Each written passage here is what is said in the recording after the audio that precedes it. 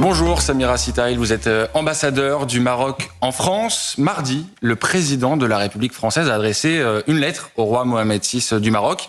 On peut y lire cette phrase, je la cite, « Le présent et l'avenir du Sahara occidental s'inscrivent dans le cadre de la souveraineté marocaine ». C'est un geste fort, presque historique même, du chef de l'État. Comment vous avez accueilli cette déclaration? Évidemment, Rabat ne peut que se réjouir de cette évolution significative de Paris. Je vous ai pas salué, Thomas Bonnet. Bonjour. Oui, bonjour, bien sûr. Ah oui.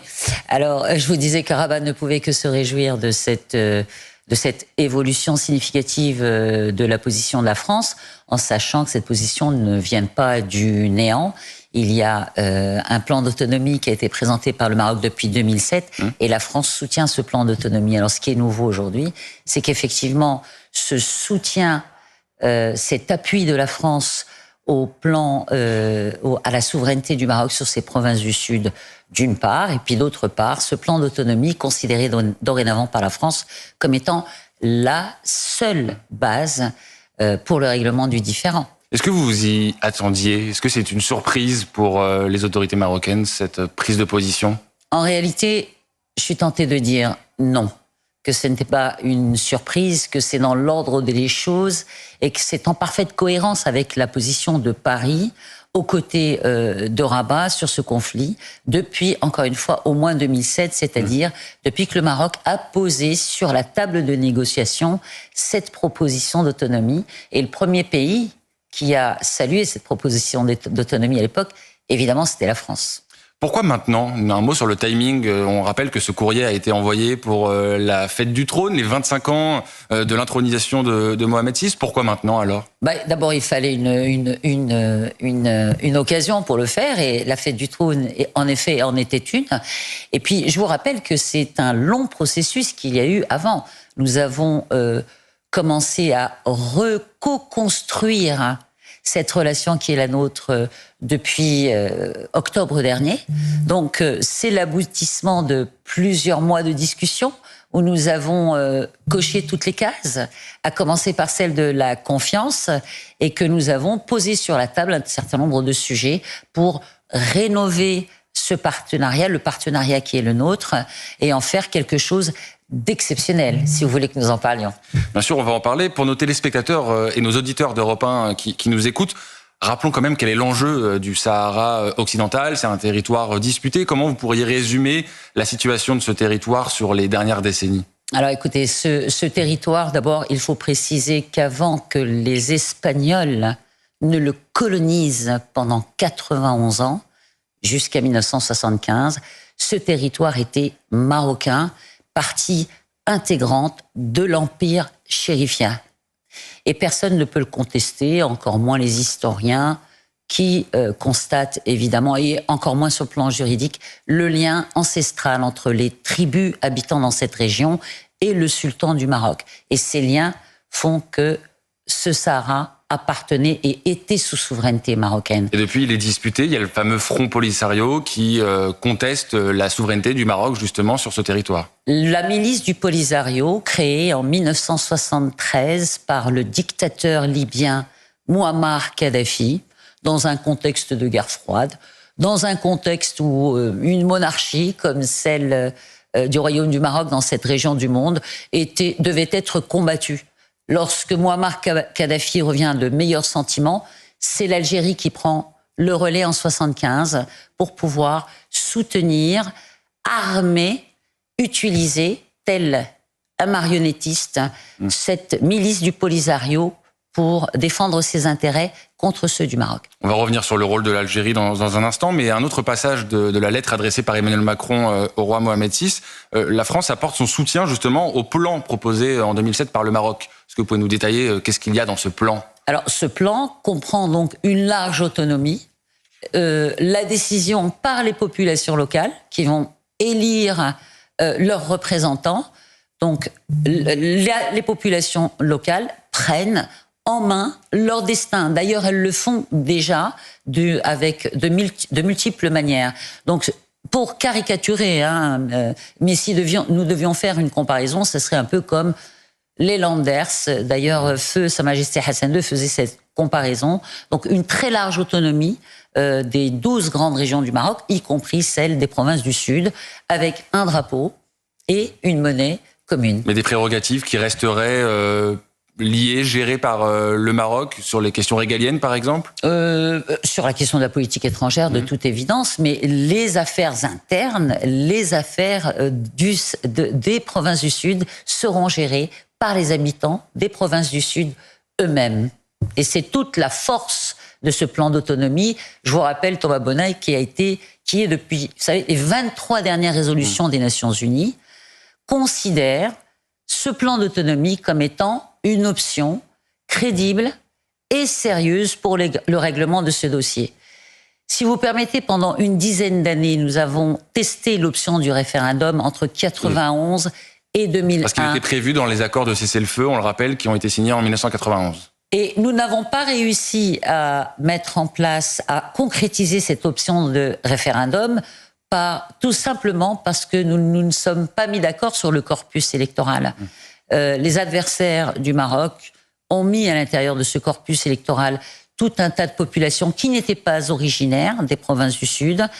C'est ce qui fait que le corpus électoral n'a pas pu être déterminé, identifié. Et de l'avis même des Nations Unies, le droit international, c'est les Nations Unies, c'est le Conseil de sécurité. Et de l'avis même des Nations Unies, du représentant personnel du secrétaire général des Nations Unies, M. Van Walsum, en 2008, constatait que l'option d'une indépendance était irréalisable et que l'option d'un référendum également était irréalisable. C'est vous dire l'importance que revêt aujourd'hui ce plan d'autonomie pour régler ce différend artificiellement dopé depuis plus de 49 ans.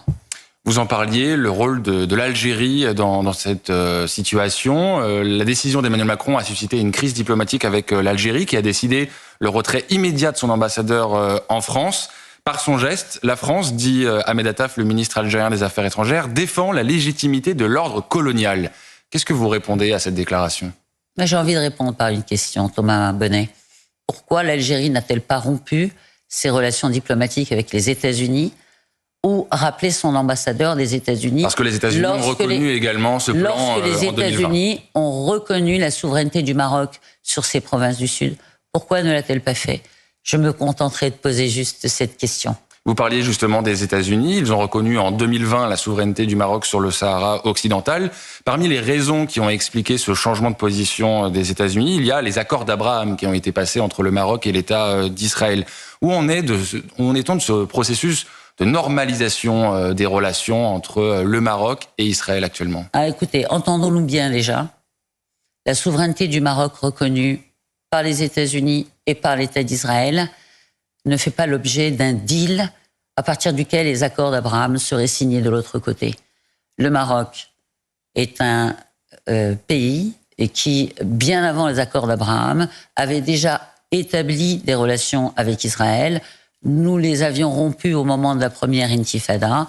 Nous avons repris ces relations qui, par ailleurs, je vous le signale, font que nous avons un rapport et une relation extrêmement particulière avec l'État d'Israël. D'abord parce que nous avons 10% de la population israélienne qui est d'origine marocaine, ce qui n'est pas rien. Donc ce lien que nous entretenons, il est humain, il est identitaire et ne tient pas d'un deal qui aurait été passé entre deux États. Ça, c'est une mise au point que je tenais à faire.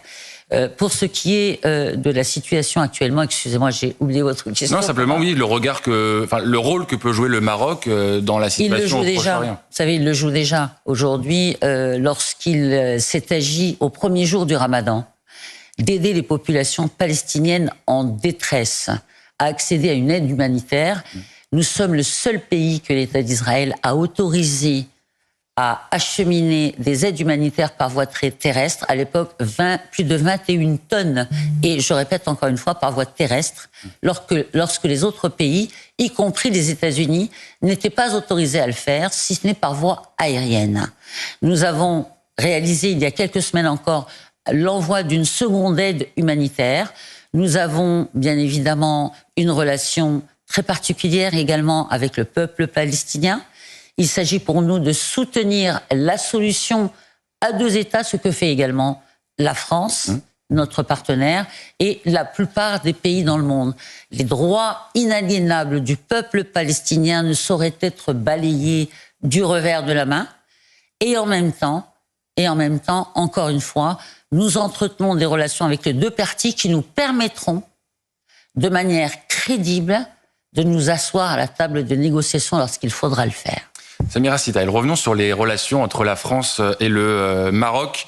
Les 2 pays ont eu des relations parfois compliquées. Il y a eu des affaires qui ont empoisonné ces relations diplomatiques, affaires d'espionnage, crise des visas. Est-ce que vous diriez aujourd'hui que ça va mieux, que les relations sont bonnes entre les 2 diplomaties? D'abord, on se rend compte que sur le plan de l'espionnage, lorsque vous avez un État qui s'appuie sur le rapport d'une entité, d'un ensemble de journalistes, citons-les d'ailleurs, Forbidden Stories, et une association qui s'appelle Amnesty International, lorsqu'on se rend compte que des décisions aussi importantes sont prises sur la base d'un rapport avec des informations fournies par des voies plutôt obscures, et qu'on se rend compte aujourd'hui qu'aucune preuve n'a jamais été apportée sur la possession de cette technologie qui s'appelle Pegasus. Bien sûr.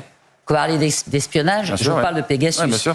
Aucune preuve, au jour d'aujourd'hui, n'a jamais été apportée sur l'implication du Maroc et la possession par le Maroc de cette technologie. Donc, sachons exactement de quoi nous parlons. Avec le recul, ça avait quand même créé des petites tensions diplomatiques. Bien sûr qu'elles ont été créées parce qu'elles ont été dopées artificiellement. Et aujourd'hui, vous direz que ça va mieux quand même? Non seulement je dirais que ça va mieux, mais je dirais que c'est totalement derrière nous. Qu'encore une fois, toutes les cases de la confiance ont été cochées, que nous nous sommes expliqués sur les malentendus, sur les maladresses.